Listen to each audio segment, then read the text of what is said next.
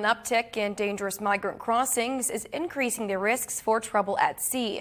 The Coast Guard has its eyes trained on the waters, ready to help.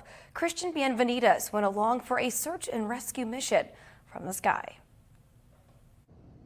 On this Coast Guard flight, Petty Officer Charles Asbury is a drop master, responsible for getting life-saving supplies to those lost at sea.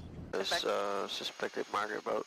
These days, that mainly means migrants in distress. It's always been busy, but I'll say within this past 6 months, it's definitely picked up a lot. Asbury is part of a 6-person Miami-based crew tasked with finding people in the waters around South Florida, the Bahamas, and near Cuba.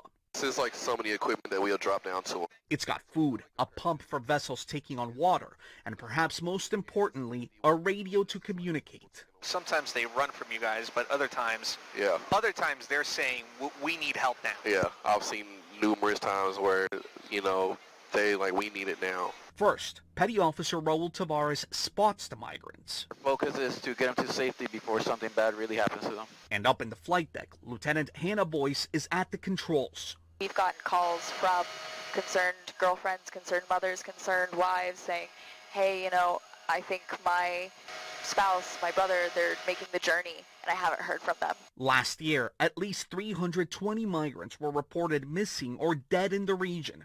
That's the highest number ever recorded by the Missing Migrants Project. The Coast Guard has increased patrols like this in response to the influx of migrants who are so desperate to try to make it to shore. They risk their lives in vessels that most of the time are barely seaworthy.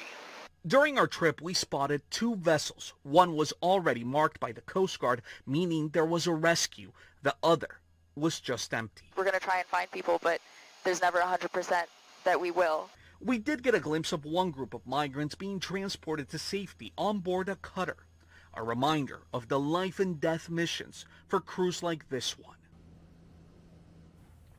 That was Christian Bienvenides reporting there. And since October 1st, the Coast Guard says it has interdicted more than 8,000 migrants at sea, including nearly 5,600 from Cuba. That's almost as many as the 6,100 intercepted in the 12 months prior.